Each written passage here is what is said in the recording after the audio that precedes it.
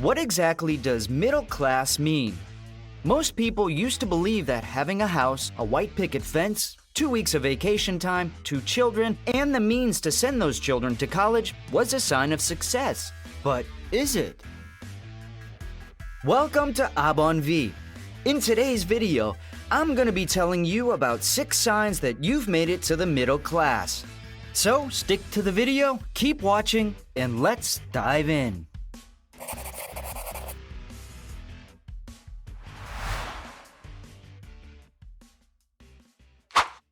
Number 1. Owning a home. Owning a home is still the American dream. Renting or purchasing is a step towards success and wealth. Because of the wide variations in median home price ranges among American cities, the likelihood of achieving this goal varies significantly by geographic region.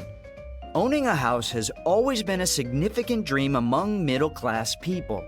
A presumption of earning a salary that supports owning a residence in a suburban or comparable neighborhood in rural or urban settings, as well as discretionary income that allows for access to entertainment and other flexible expenses such as travel or dining out, may be included in the concept of middle-class society.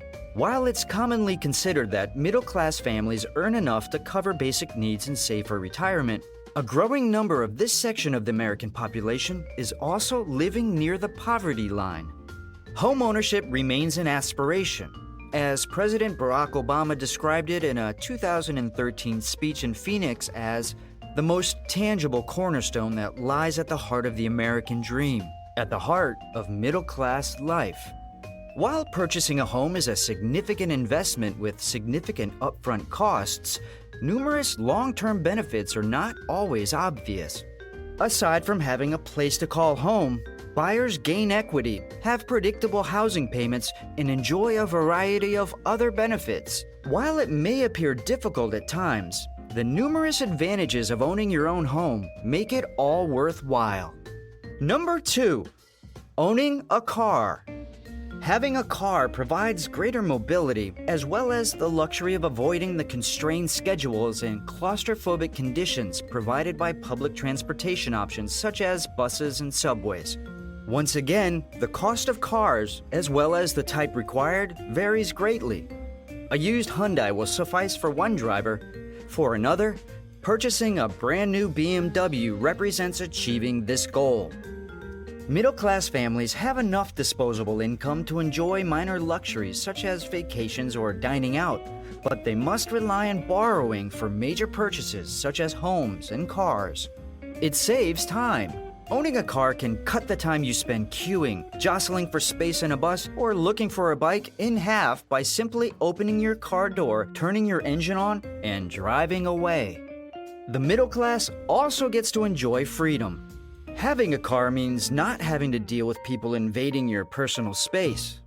It also protects you from other people's hygiene issues on a crowded bus. In another light, nothing is stopping you from going to your preferred location, rain or shine. Number 3. Healthcare coverage. Middle-class wage workers prioritize being able to afford adequate medical care for themselves and their families. Due to the high and rising cost of medical care and prescription drugs, having health insurance has become an ever-increasing necessity. Going without it in the event of a serious illness or injury can have significant negative effects on one's financial stability. Middle-class families want to protect their own and their children's health. Number 4. College education. Providing one's children the best possible start in life is the main focus for families who fall into the middle class. There is a wide range of potential spending, from the low tens of thousands to the hundreds of thousands of dollars associated with sending children to college. The price tag will differ significantly depending on whether or not those children attend a university or college. The middle class wants economic opportunities for their children and therefore wants to provide them with a college education. Many people regard education as a strong indicator of class status in and of itself. The possession of a 4-year college degree is frequently used to determine class position. This is because education, or degree attainment, is a relatively easy and consistent variable to measure, as well as the fact that it's closely related to other indicators of economic status, such as income. One issue with defining the middle class based on educational credentials is that the relative values of educational credentials change over time. A bachelor's degree used to put an individual and their family firmly in the elite. Now, it's increasingly required to maintain a decent standard of living. Number 5, family vacation. Every year, middle-class families take some kind of vacation. When a family can afford to take a vacation, it shows that they have achieved a level of financial and professional success that allows them to reward themselves by shifting their focus away from work and toward pleasure.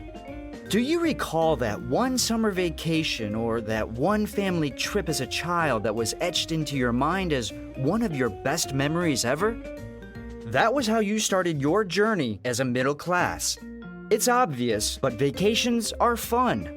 Life at home is filled with responsibilities. For parents, there are jobs to do, clothes to wash, errands to run, and responsibilities to be kept. While on vacation, life can be filled with joy and worry-free. That occasional break from regular life can be a week-long camping trip or a week-long stay in the Maldives. Vacations provide the quality time and the quantity of time that kids desire. Oftentimes, they feel loved and supported on vacation. Taking a vacation is a natural chance for every member of the family to unplug from all your devices. That's one of the signs you're in the middle class. Number 6, retirement security. Almost everyone wishes to retire someday. It's a symbol of success and recompense for years of hard work. Definitions are important again in this situation. The amount of money required to support your later years will vary dramatically, depending on whether you plan to have a staff of 10 at your villa in the south of France or a townhouse in Peoria, Illinois. Although there is no official government definition of the middle class, the two types of middle class income are $28,000 to $109,000 for married couples and $11,000 to $41,000 for single people. For most middle-class married couples and single people aged 65 and older, Social Security is the primary source of retirement income, providing at least 50% of total income. Conclusion: individuals and households classified as middle class typically fall between the working and upper classes in a socioeconomic hierarchy. Do you drink like a fish and smoke like a chimney? Wouldn't be seen dead in a Waitrose, live in a house with lots of other people, have dogs all over everywhere, wear clothes that are years old, and drive around in an old car habitually? If so, you are either lower or upper class. One way to tell used to be if you voted conservative or labor, but since everybody's voting conservative these days, the way to tell now is if there are horses in your yard. That means you're upper class that is spending a lot to take care of those expensive animals. But if it's a Vauxhall Corsa car, sorry, you're on the lower class, still trying to manage your funds. Simply put, you are in the middle class if you grew up in a nice, prosperous neighborhood, most likely in the suburbs. You and the majority of your classmates dressed up in preppy attire. At least one of your parents works in a field that requires a high level of education and training like lawyer, doctor, accountant, architect, engineer, executive investment banker, and the like. Your parents can pay for your college education, all including tuition, hostel, etc. When you're old enough to drive, your parents can afford to buy you a reliable car. You'll probably grow up thinking you're not privileged and just average middle class because everyone else your age has the same financial advantages you do. Would you say you classify yourself as middle class? Let us know in the comment section below. That's it for today. Don't forget to give this video a like and subscribe to our channel. Thanks for watching, and we'll see you on the next one.